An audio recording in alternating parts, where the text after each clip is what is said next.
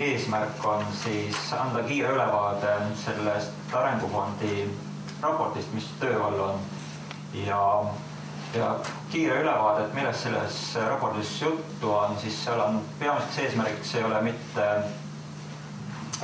midagi ette kirjutada, vaid peamiseks eesmärgiks on informeerida.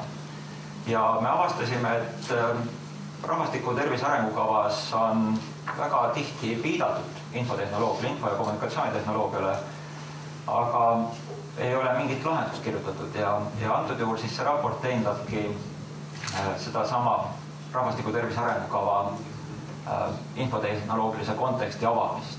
Teiseks üritab see raport parema informeerituse kaudu meie IT-ettevõtete tervishoiu suutlikkust parandada, sest et IT-ettevõtted ju ei tegele tervishoiuga igapäevaselt ja nendele peaks tutvustama ka seda probleemistikku. Ja kolmandaks on kindlasti mitte ette kirjutada, aga pigem motiveerida parema informeerituse baasilt neid otsustajaid, et nad annaksid mingisuguseid vihjeid ja signaale meie IT-sektoris tegutsevatele ettevõtetele, et kuidas nad võiksid tegutseda selleks, et tervishoiule nendele endale oleks kõige rohkem kasu. Sisaldab see dokument mitut punkti, aga tärniga märgin ära need, millest täna juttu tuleb, et me vaatame kogu olukorra analüüsi, seal on nii IT ülevaatest, Eesti tervishoiust, inimarengu trendid, infotehnoloogia trendid, osapoolte ülevaadet ja olukorra hinnangu andmine ja vaataks siis hästi lühidalt spot-maatriksit ja ka strateegilisi väljakutseid ehk võimalusi, mida Eesti saaks teha. Kõigepealt tutvustaks ühte kontekstuaalset teemat, mis puudutab enam-vähem meie igapäevast argist käitumist. Me oleme väga olulises infomõjutuste ruumis ja väga paljud meie argised käitumismodaalused kanduvad üle ka meie töisesse tegevussfääri ja seal me peaksime selgelt vahet tegema. Ja see sõnum, mida ma tahan öelda, et kui me vaatame tehnoloogia arengu peale, siis tehnoloogias on aeg-ajalt väga kuumad ja tugevad, intensiivsed märksõnad esil. Ja kui need märksõnad ära kaovad, siis me ütleme, et ahaa, et see osutus ebaõnnestunuks. Aga see on täiesti teistsugune loogika kui see argine arutelu, kus me näiteks lähme riideid ostma ja ostame moodsaid ehk hetkel populaarseid asju. Ja kui need enam moodsad ei ole, siis me ütleme, et need on out, nendega me ei tegele. Infotehnoloogias võib näha teatud kurvatuuri ja seda kurvatuuri antud juhul kirjeldab Gartner analüüsifirma rahvusvaheline ja me näeme, et selle kogu tehnoloogia arengu võib jagada teatud tõusulaineks, selliseks kuumaks perioodiks ja kainenemise perioodiks. Ja tihtipeale me kipume ütlema, et vaata, et kuna see kadus enam ei ole kuum sõna, siis see on out. Aga tehnoloogias endiselt jätkub arendustegevus. Ja ma tahan näiteks esile see home health monitoring, et kodune tervise monitoorimine või kaugmonitoorimine, et see praegu ei ole nagu kuum teema ja võiks öelda, et ongi aeg sellest õhupallist õhk välja lasta. Vastupidi, saabumas on kainenemise ja praktilise rakenduse periood, kus siis tõesti me ei tegele mitte moodsate sõnadega, vaid me otsime juba läbi kogemuse, mitmeaastase kogemuse detailselt täpselt fokusseeritud tegevussfäär. Ja seega see kainenemine ei ole halb, eriti tervishoius, liikluses samuti. Ja et ärge ajage siis segi seda, et kui tehnoloogiasektoris mingist märksõnad ära kaovad, et siis need on juba oma elu ära elanud, vastupidi. Nad siis alles hakkavadki elama, kuna see tõsine arendustegevus toimub pidevalt edasi. Nüüd paar sõna sellest SWOT-ist, et ka minu ettekande eesmärk on informeerida kiiresti ja tuua esile siis need tugevast võimalused, ohud ja kõik need SWOT-analüüsi tahud. Et kui vaadata võimalusi ja vaadake seda pigem IT-perspektiivist, et kui sõna konkurente kasutada, siis antud juhul konkurendiks tervishoiusektoris on traditsiooniline tervishoiu töötaja. Ja see traditsiooniline tervishoiu establishment on täna näha, et ta ei suuda tagada ühiskonnas eksisteerivaid tervishoiuga seotud vajadusi. Ja see loob IT-sektoril ja teistele sektoritel ka samamoodi võimaluse. Me näeme, et üha rohkem tervishoiutöötajaks ei ole mitte koolitatud tervishoiutöötaja, vaid on keegi teine väljaspoolt tervishoiu establishmenti. Seega on mingisugune võimalus olemasoleva süsteemi kriisi näol. Tervishoiuteenuste turg areneb pidevalt, tekivad uued nišiturud, kaugmonitoorimine, haiguspõhine monitoorimine, tervise, ilu, preventsiooni, terve hulk väikeseid nišiturge on tekkimas, kui natukenegi ringi vaadata. Uudsed müügiargumendid. Müüakse ilu, tervist, elukvaliteeti, vanasti müüdi valu leevendamist. Tänasel päeval need nõudmised on muutunud ja on muutunud hästi suures tempos. Tekivad täiesti teistmoodi vertikaalsed, horisontaalsed, IT-põhised turunešid, näiteks IT-põhiselt andmete haldamine. Tihtipeale enam paljudes riikides ei ole see kuidagi seotud selle andmete tekitaja organisatsiooniga, vaid on tekkinud täiesti sõltumatud andmete haldajad, analüüsi teostajad ja ka horisontaalsete andmete tekitamise protsessis tekib IT-põhine horisontaalne turg, millega tervishoiusüsteem ei ole kunagi arvestanud, ta on kogu aeg, see paradigma on hoopis teistsugune olnud. Tekivad uued partnerlusvormid, mõtle kas või sellele, et kas 5 aastast keegi oleks mõtelnud, et haiglal ja Google'il on mingisugune mõte koostööd teha. Ja taolised partnerlusvorme tekib üha rohkem juurde. Teenuse tarbijal, olgu see ühiskondlik areng, olgu see keskkonnatehniline areng, aga teenuse tarbijana, olgu selleks patsient või siis ka veel terve inimene, kes tahab oma töövõimet säilitada, siis tema vajadused kasvavad ja neid vajadusi ei suudeta rahuldada. Lihtsalt nende dünaamika on suur. Ja kliendi eelistused on kiirelt muutuvad, palju kiiremalt muutuvamad, kuna neid mõjutab tänapäevane tugev inforohkus ja väga oluliselt ka turunduspõhine väärtussüsteem, mille üheks kõrvalproduktiks on see, et tihtipeale turul ei eksisteeri mitte parim toode, vaid parimal moel turundatud toode. Takistused, see raha ma otsin ära siit, et unustage see teema ära, aga ületamatu raskus on millest me üleööga ümber ei saa, see teist on väike. Konkurentide kavatsused. Et konkurendid, kes tervishoiusüsteemis tegutsevad, ei tegutse ainult tervishoiusüsteemi sees, vaid nad on valdkonna ülesed. Infotehnoloogia, biotehnoloogia, nanotehnoloogia ja nendes valdkonnades tekivad lahendused, millest õige peale leitakse, et rakendamist sellesse tervishoiusektorisse. Google, Microsoft tegutsevad väga intensiivselt tervishoiu temaatikal. Uued seadused, ühtegi seadust ma ei oska siia esile tuua, aga me tunneme, et see keskkond on oluliselt muutumas tänu sellele, et infotehnoloogia, andmete haldamine, turvalisus, import, eksport, see peab tekitama uut tüüpi korrastust. Kaubandusbarjäärid Euroopa ühenduse ja Ühendriikide vahel on tekkinud tõsiseid probleeme info edastamisel, olgu selleks lennuliikluse info või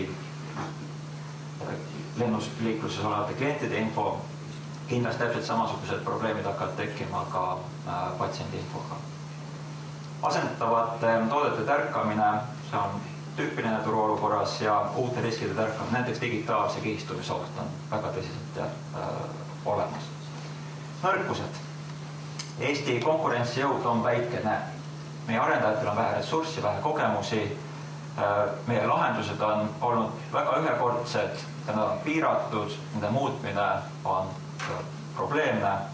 Eesti ei ole brändina tervishoiusektoris kuigi atraktiivne ja meil napib valdkondlikku teaduspõhisust. Kui me võtame näiteks Ühendriigid, Suurbritannia, siis argumentatsiooni teaduspõhisus on palju olulisem kui Eestis. Rahastamine. Siin jutuks ei ole mitte raha küsimine, selles see rahasõna on siin selgelt olemas. See arendustegevus on lihtsalt kallis. Ja arendustegevuse kulustruktuur on teistsugune kui mingisuguse ostu-müügi kulustruktuur. Ja IT-arendus ja tervishoiuarendus kokku pandes, siis see projekt, et me võime vaadata nendeks ehitusprojekti, et me teame küll, mis värk on. Aga IT-sektoris projekti kulustruktuur on hoopis teistsugune ja järelikult need inimesed, kes peaksid otsused vastu võtma, neil ei olegi otsustamise kogemust, kuidas sellise kulustruktuuri puhul käituda. Ja meil puudub ausalt öeldes sõltumatu selline hindamis- ja rahastamisorganisatsioon, kes võiks anda mingit objektiivset hinnanguid, et see arendus on hea ja see arendus on halb. Pigem ta on väga subjektiivne ühe keskkonnavajaduste lahendamine. Meie haavatavused on intellektuaalomandi kaitse.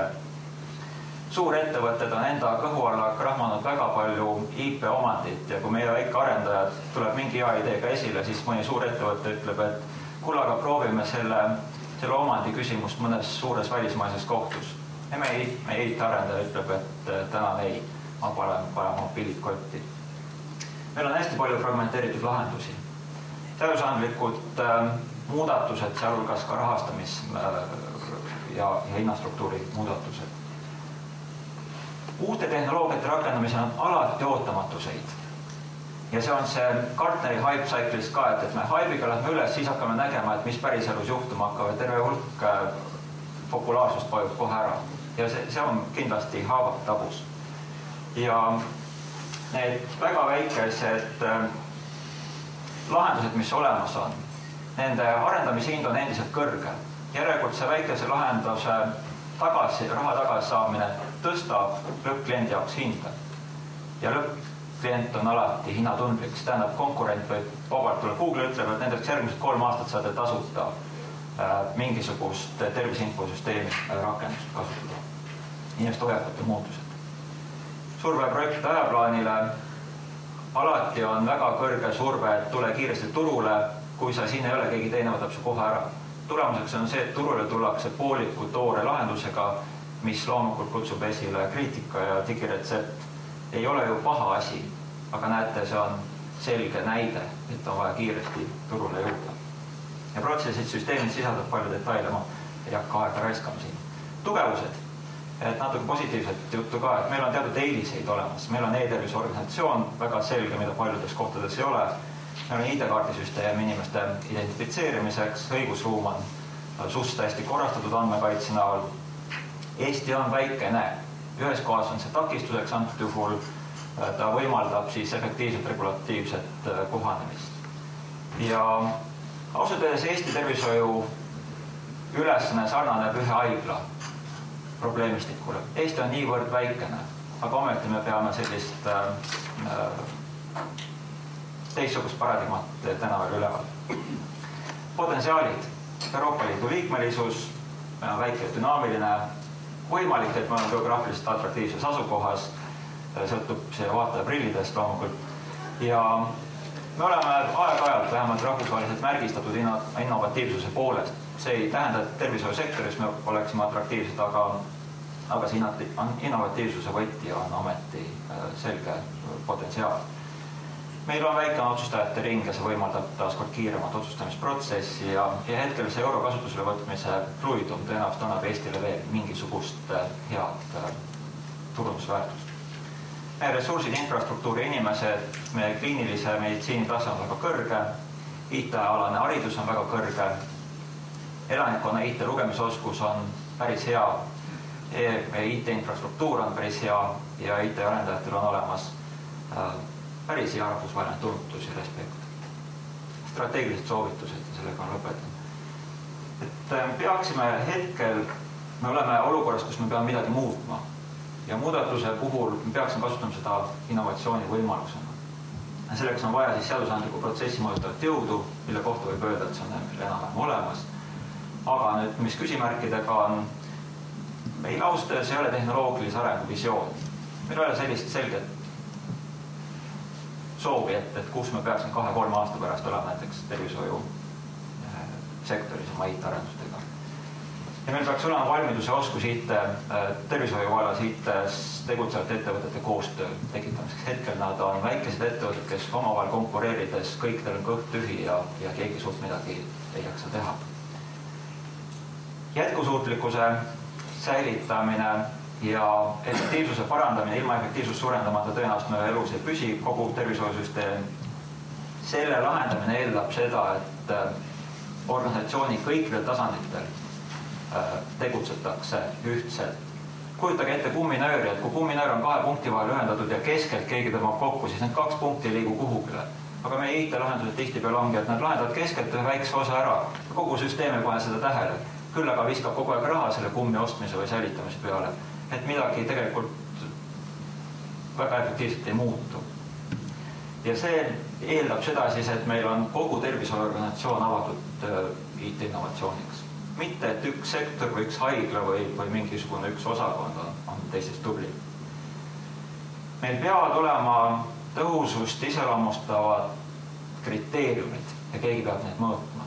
Juhul, kui need ei ole, siis me sattume sellesse rappa, mida nimetatakse subjektiivsuseks. Meil on vaja dünaamilist ja võimekat arendustegevust. Väikeste ettevõtetena see põld jääbki selliseks väikeseks. Näiteks Open Labi tüüpi regionaalsed arenduskeskused. Me võiksime täitsa võtta näiteks ortopeedia, paigutada seda kuhugile Eesti ruumi ja öelda, et selles maakonnas tegeletakse ortopeedia probleemi lahendamisega ja katsetatakse, proovitakse ja aktsepteeritakse vigu ja muututakse tugevaks. Tõesti on tegelikult üks haigla. Ja meil peaks olema väga varajane kokkupuude uute lahendustega. See know-how, kui me tahame eksportida oma kompetentsi, siis me peame ütlema, et aga õpime, kus me siis seda kompetentsi saame.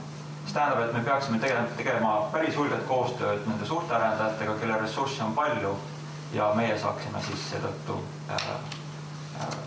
asi, mida inimeselt ära ei saa võtta, on teadmised.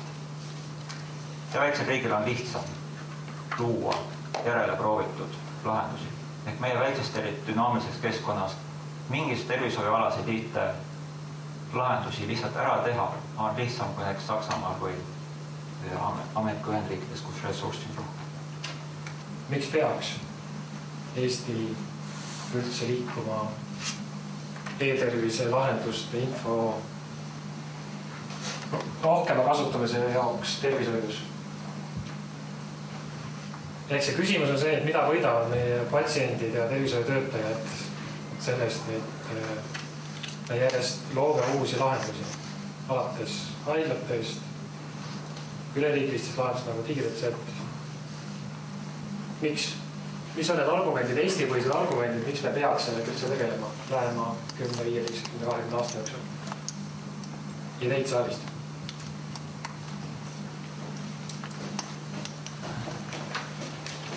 Pead mikrofoni rääkima või? Proovime.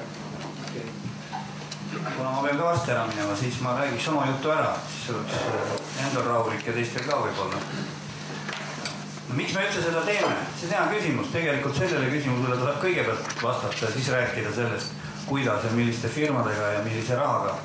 Ja tegelikult on ju teada see eesmärk, sellest küll vähe räägitakse. Eesmärk on see, et arsti arvutisse ehk arsti ekraanile jõuaks kogu informatsioon, mis seda patsienti puudutab, kui see patsient arsti juures on või arstiga kontakti võtab. On see siis retsept, millest praegu kõik räägivad, on see siis tema haiguslugu, on see siis tema pilt, eks ju, mingist organist või mõnest muust kohast ja see jõuaks kõik arsti ekraanile. See on eesmärk. Ja selle eesmärgi nimel ju kõik tegelikult püüavadki seda asja teha. Aga mida on nii, nagu meil on, eks kuna me oleme, nagu siin hästi öeldi, et me oleme küllaltki nagu eestlane ikka, me oleme kõik nagu eraldi ja kõik nagu pusivad nagu omast väikest asja ja seetõttu vahetevahel läheb see eesmärk nagu natuke kaduma. Ja seetõttu tuleks rõhuda rohkem nende eesmärkide peale ja need Kaiseri eesmärgid, mida Ain pani välja, need on samad eesmärgid tegelikult ju, mis meilgi on. Ega siis ka see 2 tasandi, näiteks perearsti tasandi ja eriarsti tasandi vaheline probleem, kuidas patsient seal vahel liigub, need on täpselt samasugused probleemid nagu Ameerika Ühendriikides. Ja kindlasti ei ole meil nii palju raha, et me saame panna sinna $1000 inimese kohta, nii nagu USA-s siin näide oli. Me peame kasutama selleks nagu infosüsteeme, et inimesed näeksid seda, arstid näeksid seda, mis tema patsiendiga toimub. See on kindlasti see suur eesmärk. Aga nüüd, kui rääkida mõnest asjast, mis siin veel nagu jutuks tuli, siis ma arvan ka, et meil on tegelikult päris hästi selle IT asjaga nii tervishoius kui ka mujal Eestis, aga on mõned probleemid tõesti. Eriti see eelkõneleja probleem mind nagu teravalt kogu aeg teeb mulle muret, et meil ei ole nagu seda, meil on nii väike riik, et me peaks niisuguseid asju koordineerima, mis nii palju raha võtavad. Et kui me vaatame siin, meil on arendajaid nii palju, eks ju, igal ühel on oma mingi platvorm, millel seda tehakse, siis need ei ühildu ja nii edasi ja nii edasi. See on kõik tehnilised probleemid. aga seda oleks palju lihtsam lahendada, kui meil oleks keegi või miski, kes ütleks, et me teeme nii või me teeme teisiti. Sest me lõpuks, mida keerulisemaks lähevad need omavahelised sidemed või seosed, seda haavatavamaks see süsteem läheb. Ja paratamatult ta läheb keerulisemaks ja haavatavamaks. See on nagu see, mis puudutab seda tehnika poolt. Ja no mis on õige muidugi, millest oli ka siin juttu, et ega me peame ka ausalt endale silma vaatama seda ja ütlema, et tõesti meil ei ole nii palju raha, et me võrdleme ennast siin Lääne-Euroopa riikide või USA-ga. Kui öeldakse, et on piinlik rahast rääkida, siis ei ole piinlik rahast rääkida. Me oleme ikkagi finantseerimised, me oleme Euroopa tagatoas, tagant kolmandad momendid. Ja teine asi, mida meil ei ole, ega meil ei ole ka seda know-how'd. Mina, kes ma olen mitmeid aastaid IT-projektidega tegelenud, kus suuremas või vähemas määras, mul ei ole küll IT-alast ettevalmistust, aga tasapisi olen ma selle sõnavara isegi omandanud. Ma näen, et ega siis see, mis meil öeldakse, et meie IKT on tohutu ja kõik asjad lahendab ära, siis tegelikult see ei ole õige jutt. Ka neil on kogemusi vähe, ka neil on teadmisi vähe ja see on koostöö, mis on nii tellija kui hankija vahel, peab olema usaldus ja loomulikult, nagu siin öeldi, et ega ilma kukkumata ei tehta mitte midagi. Hobune komistab ka 4 jalad, rääkimata siis inimese 2 jalast. Ja ma usun, et kõik need asjad, mis praegu pooleli on, nii e-tervise pool, nii pildipanga pool kui ka retsepti pool, saavad lähemal ajal kõik korraliku lahenduse ja me unustame need debatid, mis meil praegu on. Inimesel on ju võime unustada. Aitäh. Aitäh. Veel Matteid. Miks?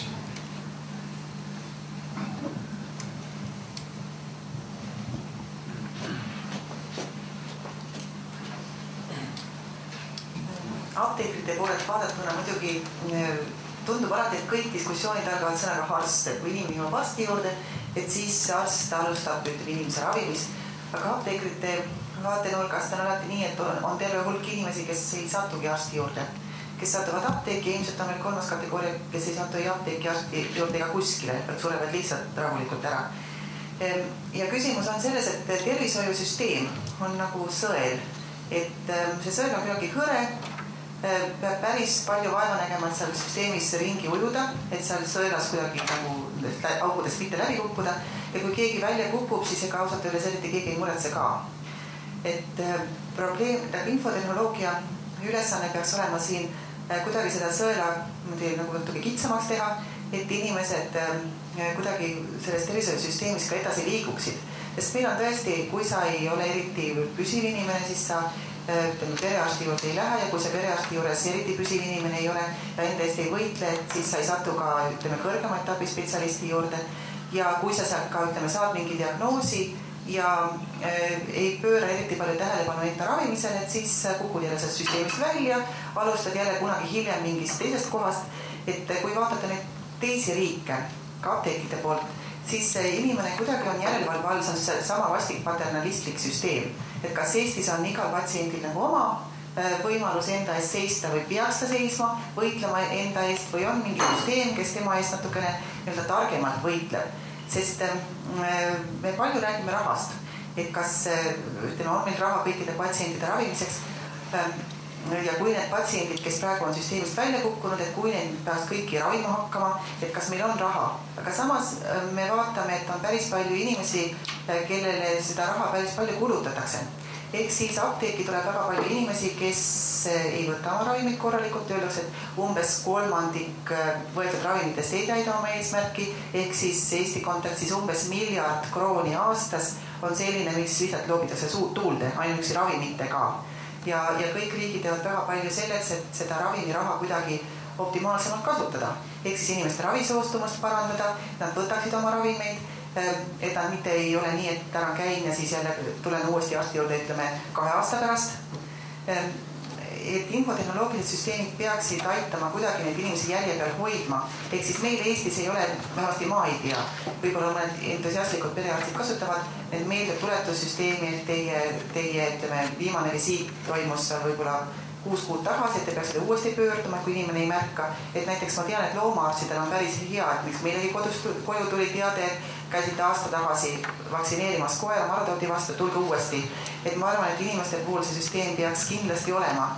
Et infotehnoloogia on nüüd see, mis peaks aitama kuidagi need reminder-süsteemid ja samamoodi, kui inimene siis kuhugi mingisse posti satub, et ta sellest postist ka kuidagi mingit üldist abi ja infot saaks. Väga hea. Veel üks? Jah. Tead, kui küsimus on selline, et miks peaks keegi sellega tegelema, siis väga lühidalt vastaks, et inimesed tahavad. Ja siit järele on hea öelda, et ega inimene tahab ju tegelikult seda, et kui ta haigeks jääb, et ta saaks kiiresti ja lihtsasti arsti juurde, et see oleks mugav. Et talle tõesti tuletatakse võib-olla ka meelde, et homme peab minema. Kui ta siis sinna arsti juurde jõuab, et siis arst teaks temast nii palju, kui ta peaks teadma. Tema kohta ei tehtaks liiga palju uuringuid, et talle antaks kohast ja kvaliteetset ravi ja nii edasi, et inimene oma soovide ja vajadustega. Tema jaoks on kõik need süsteemid ja kogu see kaadervärk nii-öelda vaja üles ehitada. Ja kui me seda nii-öelda alguseks eesmärgiks peame, et siis kõik need vahendid tulevad sellega kaasa ja sellega kaasnevad. Nii et ma arvan, et siin on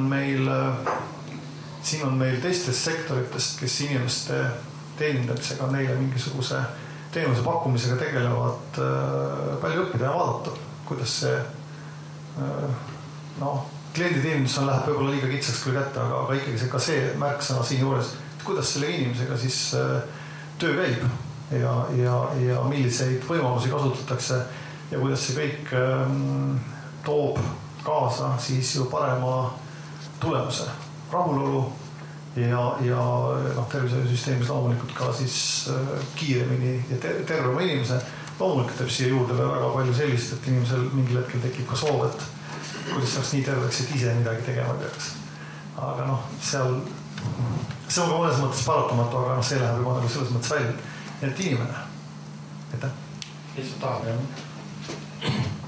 Praegu ka Eestis on natukene sedamoodi, et meie foon kõigi nende e-valimiste turumaksudelatsioonidega on juba selline, et inimesed eeldavad igas eluvaldkonnas on natukene juba nüüd lahendusel. Aga veel miks? Mõni arst? Ma ei ole küll arst. Ei ole ütlesid. Jätkaks natuke võib-olla seda eelmist teemat, et miks inimene tahab, et niimoodi lihtsamas keeles arvestades inimeste iseloomu, inimeste loomust üldse, et inimestele meeldib mugavus. Miks on vaja, et võib-olla võiks natuke kõlaks kriitikana, et arendades või soodustades inimeste laiskust, et me võib-olla leiame endale vabanduse, et meile meeldib olla mugav, et me ei ole laisad, me oleme mugavad. Aga samas, et mina võin öelda, et mina olen laisk, ma olen mugav, mulle meeldib mugavus. Et üks tööpäev ilma arvutita on ikka väga suur katastroof. Aga jah, et see on nagu ka üks inimesele loomapärane siis iseloom, et meile meeldib olla laisk ja mugav. See võib-olla ka see üks eesmärk. Jah, just. Toomas. See on vast. Ma ei taha oma ettekannet ära rääkida. Aga minu jaoks üks päev ilma arvutit ei ole katastroof, vaid on pigem pääsemine. Et jah, võib-olla 2 päeva juba siis hakkab rahutuks minema. Aga ma mõtlesin selle peale, et võib-olla on siin ikkagi, me peame mõtlema sellele, et meil on tegelikult ressursidefitsiit.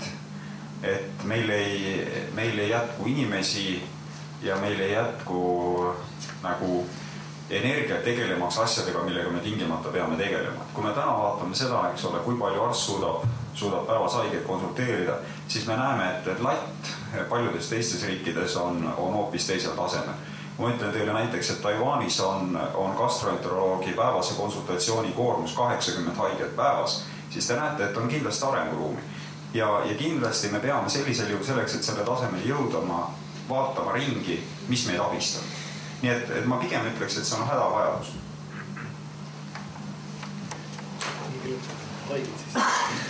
Arvi. No, Ma arvan ka, et ega see infotehnoloogia on ju vahend ja eks meil kõigil on unistustes selline eesmärk, et juures peab kvaliteeti ja kättesaadust parandama. Ilmselt on seesama asi, mida Hannes ja siin teised mõtlesid, et tuua neid vahendeid siis selle arstikabinetti lähedale, neid võimalusi ja ta siis neid kasutades suudab paremat teenust pakkuda. Aga muidugi tervishoius on päris palju paradokse ja tegelikult on see ka, et sa võid ju sinna arvutisse need kõik pildid kokku tuua, aga sealt selle õige järelduse tegemine võib hoopis osutuda aeganõudvamaks. Et seda on ju tegelikult ka tõestatud, et näiteks kas või radioloogiat, mis on minu üks erialadest kunagi, et sa võid need uued vahendid, mänguvõimalused kõik selle kätte tuua, aga ega sa sellega tegelikult arstiaega kokku ei hoia, et eeldus võib-olla tõesti, et patsient saab natuke parema kvaliteediga arstiabi kätte, aga aja kokkuhoidu ei pruugi sellest üldse saavutada. Aga see on ainult ühes valdkonnas, teises valdkonnas võib ta teistmoodi, et me ei saa seda kunagi lineaarselt vaadata. Aga tegelikult on oluline, et neid eesmärke peab püüdma ka nende vahendite kasutamisel tõepoolest mõõta, sest me digiretsept on tegelikult väga hea näide, patsientide aegade raudselt hoiab kokku ja ka on arstidele mugav, aga kui me võtame nii-öelda lihtsalt ühe faktori, siis tõenäoliselt näiteks arstil selle retsepti väljakirjutamisel täna ta kulutab rohkem aega kui siis, kui see retsepti väljakirjutamine oli tema arvutis. See ei ole mitte kriitika, vaid see on lihtsalt see teadmine, et neid tuleb vaadata neid aspekte mitmest liinist. Ma võtan siit ka kõrvalt kohe üle, et palju mõtteid on öeldud, et ma juba lisaks ühe juurde, mis puudutab seda, et kõik me teame, et tervishoid on üks väga ühelt poolt tööjõumahukas, teiselt poolt väga andmemahukas valdkond. Samas ütleme, et informatsiooni tihti tervishoius nagu napib nii selliste strateegiliste otsuste tegemiseks kui ka konkreetselt siis personaalsel arstlikul tasemel otsuste tegemiseks. Ja siit tegelikult on ka ikkagi suhteliselt ja ma arvan õigustatud hoiak täna, et arstiabi on ikkagi oma olemuselt kunst, kuigi ta põhineb teadusel. Ma arvan, et IT-l võiks olla suur roll, et kunsti jääb vähemaks ja teadust on nii-öelda rohkem nende otsuste tegemisel.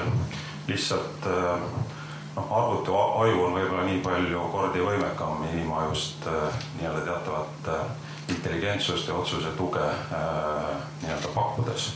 Et see on mitte paari aasta visioon, vaid kindlasti nagu pikem visioon. Ja ma arvan, et ikkagi riigi tasemel nii-öelda on meil selles andmemajanduses ka veel nii-öelda kõvasti arenguruumi. Ja ma nagu toetan seda, et me võime rääkida ju nagu kvaliteedi ja otsuste arenemist ja kõigest sellest ja siin oli eelmise ettekannes ka juttu, tegelikult meil puuduvad kriteeriumid või mõõdikud nende investeeringute tulemuslikkuse mõõtmiseks. Ja see on nagu teema terves Euroopas, et siin viimane e-tervisealane konverents Barcelonas, ma mäletan ühte küsimust, kus tõusis saalist inimene küsis, kuulge, terves maailmas, kõikides sektorites on teada, et investeeringud infotehnoloogias on andnud tootlikkuse kasvu. Kuidas nüüd tervises ja tervishoius see asi nii ebaselge on? Ja täna on ebaselge. Täna tervishoius ei suudeta sellele vastata, et kas IT on üks sarnane investeering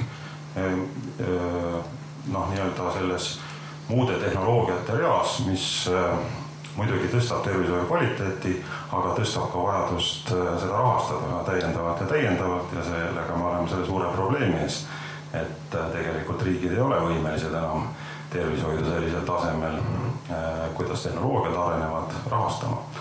Ja IT poole pealt on üks suur küsimus, et kas investeeringud IT-sse tegelikult aitavad tervishoius summa tõsta nii kvaliteeti kui ka tootlikkust ja kas või siis selle sama personali arvu juures, mis meil täna Eestis on, suuta tulevikus rohkem ja kvaliteetsemat teenust pakkuda sama raha juures.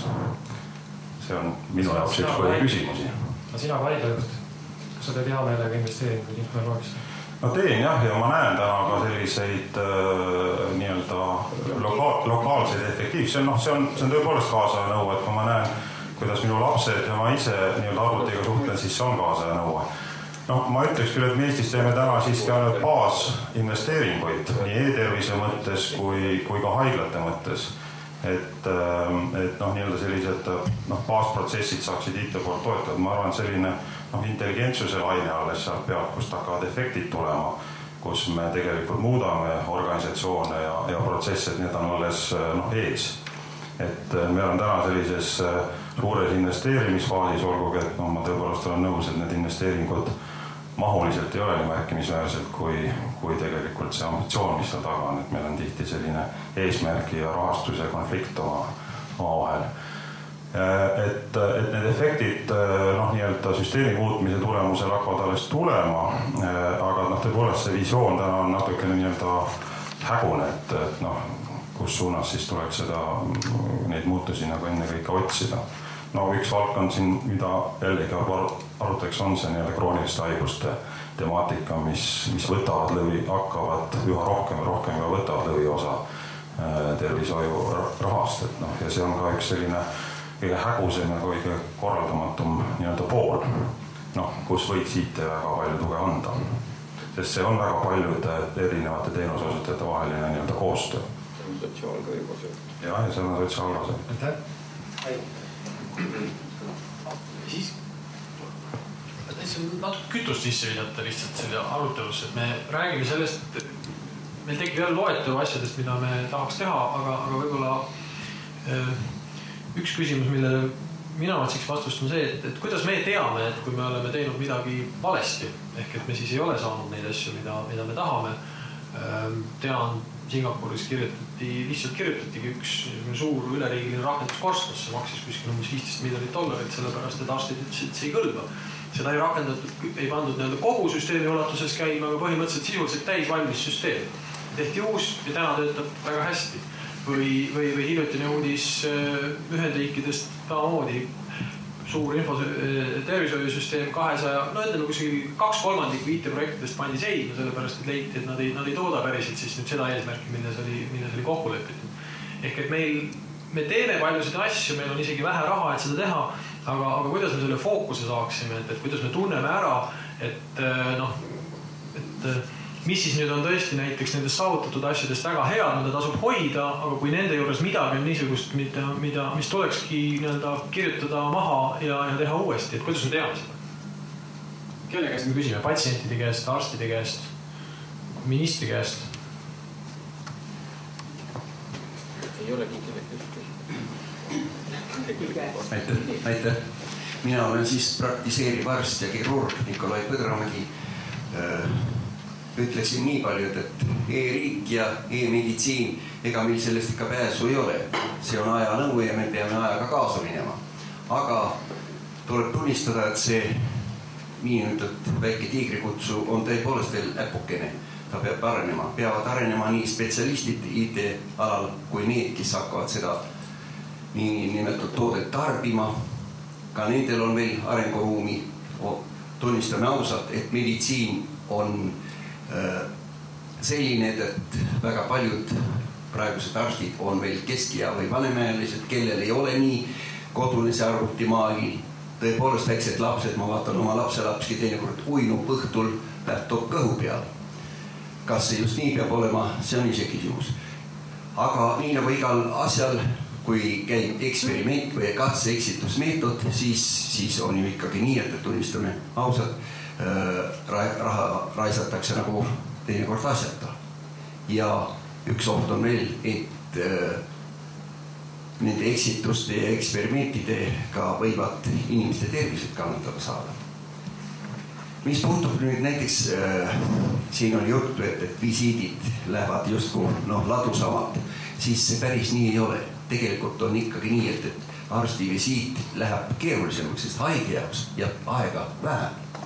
Sellest 10 minutist ütleme nii, et kuskil minu enda praktilises töös ja ka kolleegidega on ikkagi kuskil vaatad 6-7 minutit vähemalt kulub arvutile toksimiseks ja haige jaoks jääb ongi nii, et vastuvõtus vabandan, et ma pean nüüd ühega veel suhtlema siin, et lisaks teile ja ongi nii, et haige jaoks jääb natukene nagu väheks seda aega.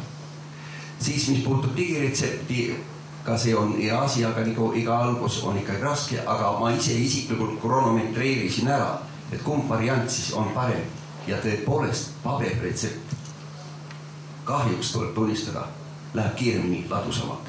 Ja sellel on veel see eelis, et ma saan teda kirjutada ükskõik kus kohas, ükskõik millal. Ise küsimus, kui aeg läheb sinnamaale, et vaata arst enam ei tohi haiget ravida või retsepti kirjutada väljaspool tööaega ja ütleme siis väljaspool töökabinetti, no siis on asjad teised. Aga seni, kuni seda keeldu peal ei ole, siis igal juhul mul on retsept taskus. Ma saan ükskõik kellel teile kirjutada selle kohe selle välja ja ei mingit probleemi. Nii et siin on arenguruumi on kõvasti. Aitäh. Kiire kommenteeri. Hästi kärmelt kommenteeri, et 3 märksõna ehk üks asi, mida tuleb kindlasti meeles pidada infotehnoloogia ja kõikide valdkondade juures on see, et vigu tuleb teha, vigu ei tohi maha teha ja vigadest õpitakse ja mul tundub, et tänases erinevates teenusesektoris infotehnoloogiast arusaamist veel ei ole piisavalt palju omaks võetud ehk seda peaks rohkem aru saama, et vigu tuleb teha, siis me õpime. Teine asi on see, et tehnoloogiat kindlasti tuleb arendada ja kindlasti tuleb sinna kõvasti panustada. 2 head näidet, mis tuli käigu pealt meelde, ma arvan, GPS-tehnoloogia loodi hoopis teiste eesmärkide jaoks, vaatame täna, kui palju see omab mõju tegelikult kas näiteks tervishoius, SMS-ide saatmine oli hoopis midagi muud algse tehnoloogilise projektina, täna on ta vaieldamatult üks kõige levinum suhtlusvahend üleüldse. Ehk ka tervishoius kindlasti tuleb panna natukene rappa lootes, et sellel tegevusel tekib mingi väärtus, mida me täna ei oska näha, sest täna paljuski me vaatame selle kogemuse pinnal, mis meil on olnud. Ja siit üks elav näide, kui me võtame kas või lauaarvuti ja me mõtleme, et tulevikuarvuti peaks olema samasugune tükk plastmassi ja kokkuvollitav äärmisel juhul, siis enam mitte kokkuvollitav, vaid üks tükk, siis tegelikult me enam ei projitseeri mitte tulevikuarvutit, vaid me redisainime olemasolevat arvutit ehk selline mõtlemine ei ole innovatsioon, aga me teeme seda, kuna me oleme selles vanas kinni. Ehk kindlasti tuleb teha rohkem, kui tegelikult me suudame rakendada ja kolmandaks tähendan Tõnise kommentaar, mis puudutab andmeid ja andmetega toimetamist, siis me oleme olnud äärmiselt edukad siiamaani selles, et korjati informatsiooni ja ma arvan, üks eesmärk, miks seda teha, on see, et mingi hetk saavutada see murdepunkt, kus me hakkame suutma ka selle olemasoleva kogemuse põhjal midagi projitseerima tulevikku. Täna me seda ei suuda teha, andmeid kas ei ole piisavalt või andmete kvaliteet ei ole piisav, aga ma arvan, see on tõeline innovatsioon tehnoloogias, kui me suudame olemasoleva ehk selle ajaloo põhjal hakata tegema ka mingeid teatud ennustuslikke samme ja ma arvan, see tervishoius on üks äärmiselt oluline, et me võtamegi mingi pärandi, mingi ajaloo ja me veamegi ekraani pealt mingit liiverit ehk mingit seda mõõdikut ja me näeme, kuidas meie tervishoiuteenuse osutamise struktuur või tõhusus või kuluefektiivsus vastavalt mingi parameetri muutusele kohaneb. Aga täna seda veel teha ei saa, kuna ma eeldan, et see andmete hulk ei ole piisavalt korrektne ja tegelikult me ei tea, mida me näha tahame, et kui ma püstitaks küsimuse kas või Tõnisele või kellelegi teisele, et mida ma tahaksin näha ennustavalt ja kui ma saaksin mingit pulka ekraani peal vedada, siis ma arvan, me arutame kuid selle üle, et millised need 3 pulka võiks olla, mida ma tahaksin vedada, mis võiksid parandada minu kui organisatsioonijuhi tegevust homme, ülehomme ja järgnevate aastate jooksul. Annika. Mina räägin nüüd meditsiinilise täieliku põhikuna, patsiendi rollis ja ma olen inimene, kes kasutas viimase mõne kuu jooksul 3 haiglateenuseid, millest üks oli erahaigla. Väga isiklik kogemus ja ma räägin sellest seetõttu, et me räägime täna teenustest ja sellest toruotsast, kus nagu patsient sinna sisse läheb ehk kuidas ta arsti juurde saab. Ma olen ülimalt rahul oma perearstiga, ma olen ka väga õnnelik, et Eestis on nii palju innovatsiooni olnud meditsiinis ja mul on järjest rohkem olnud võimalik enda arstiaegu saada ka ID-kaardi abil. Aga mida ma olen avastanud on see, et iga haigla on teinud seda täiesti omamoodi. Ja kui ma lähen ühest haiglast teise, mis on Eestis, ma arvan, väga levinud, sellepärast, et Eestis on võib-olla mingisuguse erialaspetsialist, tippspetsialist ühes kohas ja parasjagu see haigla, kus ma olen harjunud käima, äkki ta ei ole seal haiglas. Mis tähendab, et ma liigun haiglate vahel patsiendina. Ja iga kord ma pean nagu selgeks õppima selle järgmise haigla nagu süsteemi, kuidas ma arsti juurde saan. Lisaks sellele, et haiglate vahel erineb see asi, erineb see ka ühe haigla kliinikute vahel. Ja kui ma olin harjunud, et ma lähen ID-kaardiga sisse ühes Eesti väga suures haiglas ja registreerin enda vastuvõtu aja arstile. Ja mis ma avastasin on see, et kõik kirjutasin ära ja olin selle arsti nime, olin juba õnnelik, et nüüd on kohe aeg käes. Ja aeg, et seda tegin mõni nädal tagasi, et sain selle aja nagu juunikuusse sobis mulle suurepäraselt. Ma polnud üldse rahul olematus oli järjekorra pikkusega, väga rahul, vastupidi. Aga mis ma nägin on see, et siis tuli kirja ette, et selle arsti juurde te ei saa elektrooniliselt registreerida, et selle arsti juurde te peate helistama. Ja siis ma veetsin umbes 1,5 tundi oma tööpäevast, mis on väga tihe, püüdes kokku umbes 50–60 korda helistada selle numbril. 2 numbrit oli antud, helistasin teisel, võeti vastu, öeldi, et ei, siit ei saa, helistage ikka sellel, mis vastu ei võta. Et ongi palju inimesi ja näed, veel üks inimene võtabki toru kogu aeg. Ja siis ma vihastasin. Ja mõtlesin, et äkki saaks midagi teha niimoodi, et kõik läks hästi, ma sain varsti ära. Et äkki saaks midagi niimoodi teha, et ühtlustada seda haiglate vahelist elementaarset praktikat nii-öelda toru otsast siseneva patsiendi jaoks. Ehk teine nagu näide on see, et ma pean ühest haiglast teise liikudes minema sinna haigla registratuuri, võtma oma nii-öelda kausta, viima selle isiklikult teise arsti kätte või siis mida ma veel olen teinud, olen trükkinud välja oma e-terviseloost asjad, skaneerinud seda kontorikoopiumasinas ja saatnud e-mailitsi teisele arstile teise haiglasse. Ehk minu kui tarbija seisukohalt ma olen muutunud asjaajajaks tervishoiusüsteemis, et ma saaksin seda teha. Et ma väga loodan, et see tiiger, mis meil ikkagi toredaid ja väga hea heitsamme astub, mõtleks selle peale, et lisaks haiglate poolt eraldi tehtavale arendustööle oleks võimalik kas või mingisugused väga lihtsad, kasutajasõbralikud, väga elementaarselt ühtlustatud nagu protsessid käivitada, kas või selles samas sisenemises. Palju vähem on vaja õppida ja mina olen selline aktiivne inimene, kes nagu tõesti viitsis ära need 50–60 korda ja väga nõus Kaidiga, et paljud on sellisel hetkel kukuvad sellest läbi ja nad ei lähe sinna arsti juurde. Ja ta järgmine kord isegi ei püüa, sest ta mõtleb, et ei kust ma nüüd selle aja võtan. Ja patsient tahab.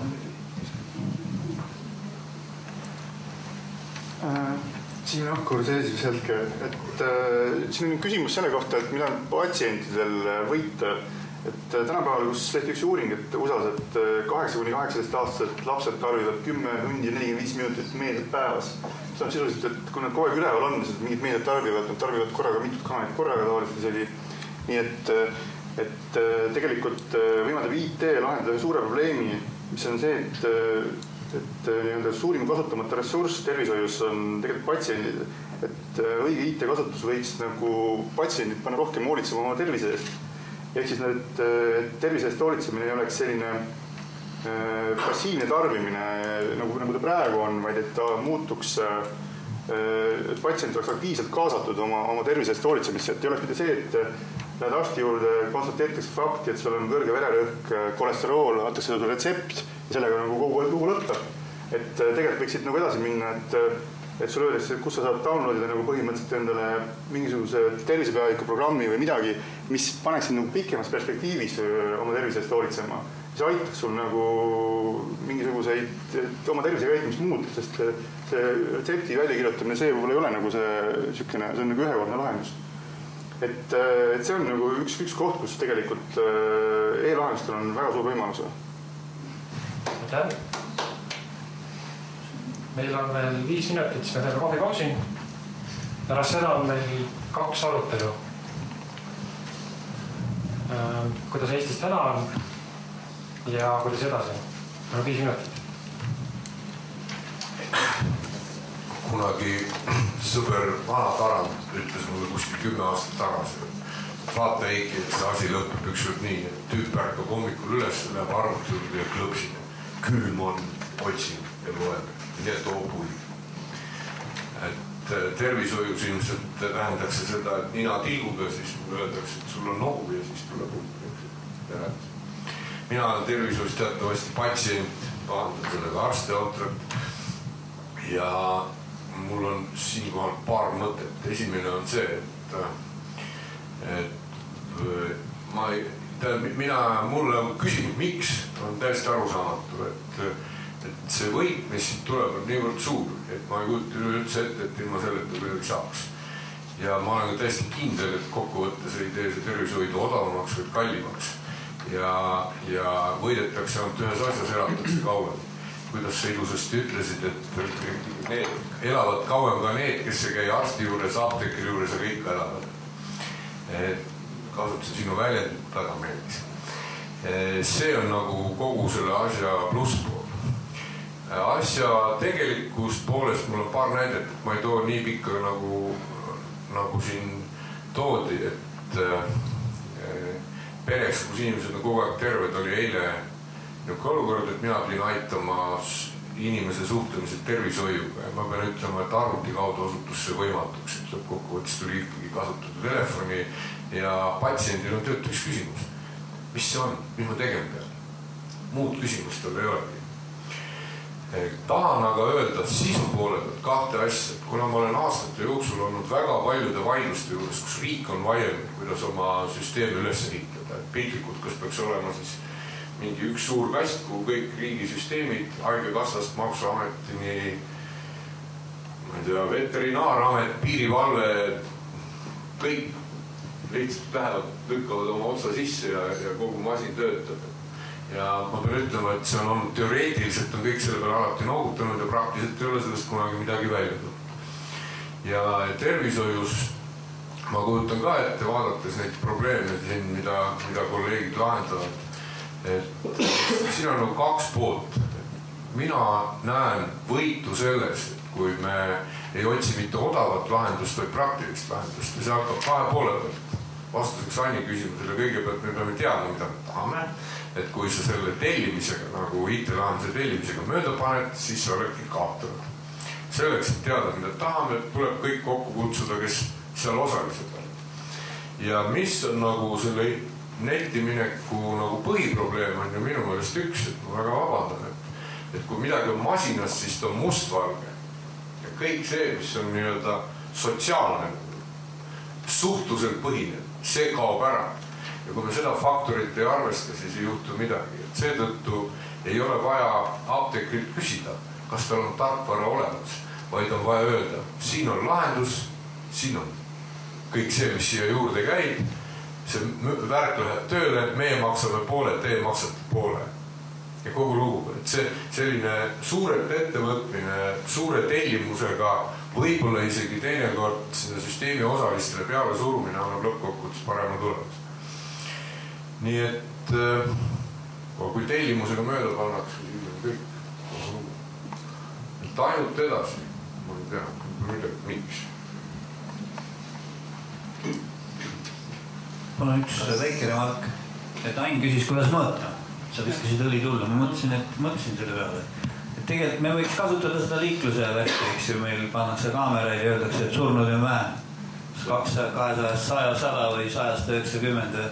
Meil on täpselt sama lugu, Ain ütles, et USA-s on 40 000 surma, kas siis ravimite koosmõju valest hindamine või siis tervishoiu osutamisel. Ja kui me ekstrapoleerime seda Eestilis, me saame 150, kui me räägime rahvaarvuga. Et siis me saaksime hakata seda vaikselt mõõtma. Mõelda välja, millised kriteeriumid need on, kuidas me seda infot avaldame, kuidas me seda mõõdame ja me saame selle, ja see on eesmärk muide väljaspool süsteemi, mis on oluline. Me ei mõõda seda, kui palju on retsepte digitaalselt, kui palju on pilte kuskil arhiivis, vaid me mõõdame tõelist tulemust. Veel lõpetuseks siin, et alustaks selle Aini slaidiga, et kui ta näitas määrust, kus perearstile pandi ette, et peab olema soe ja külm vesi ja kanalisatsioon praksises ja siis peab olema arvuti ja netiühendus, et tegelikult kui me seda küsimust nüüd projitseeriksime 150 aastat tagasi, et siis võib-olla oleks küsimus, et mida nendel inimestel oleks võita tsentraalsest veevärgist ja kanalisatsioonist.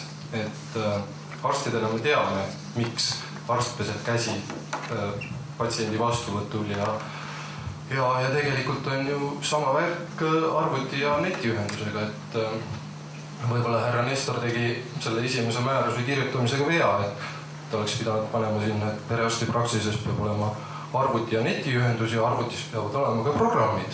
Et võib-olla siis oleks nagu eesmärk olnud olemas, nii et aitäh. Aitäh, kas kellegi pakitsa on midagi?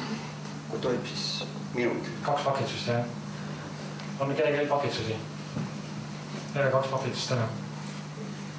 Aitäh, mind ajendas sõna võtma Eiki Nestori kolleegi siin jutt. Mul tuli kohe meelde, et 2 väga elukogenud arsti omavahel arutasid ja üks küsis teise käest, et huvitav küll, minu arusaamade järgi ja meditsiinikaanonite järgi peaks minu patsient juba ammu surnud olema, aga ometigi ta elab veel. Ja teine elukogenud ütles siis nii, vaadake, kui inimene ikka väga elada tahab, siis on isegi meditsiin võimetu. Aga see selleks. Tänasel mõtte hommikul ma lugesin siin materjalidest, et oli ühes kohas juttu sellest, et maailmas olevad paberivabad tervishoiusüsteemid. Tahaks küsida, kus need on ja kui hästi need toimivad. Et võib-olla pärast vaheaega keegi mulle vastaks sel teemal. Ja teine asi, mille eest ma tahaks küll sügavalt hoiatada, on need niinimetatud targad ekspertsüsteemid, mis annavad siis diagnoosi ja ravi küsimustes kompetentseid vastuseid. See on väga riskantne ja libedale minek, täpselt nii nagu on need telefoni teel ravimised, et jah, mina küll nii tark ei ole, et telefoni teel oskaksin. Võib-olla et väga lähedasele kolleegile, keda ma tean läbi ja lõhki, sellele ma oskan telefoni teel öelda, et tee nii või käitu nii, aga muidu ma tahaks ikka patsienti alati näha ise. Aitäh. Aitäh.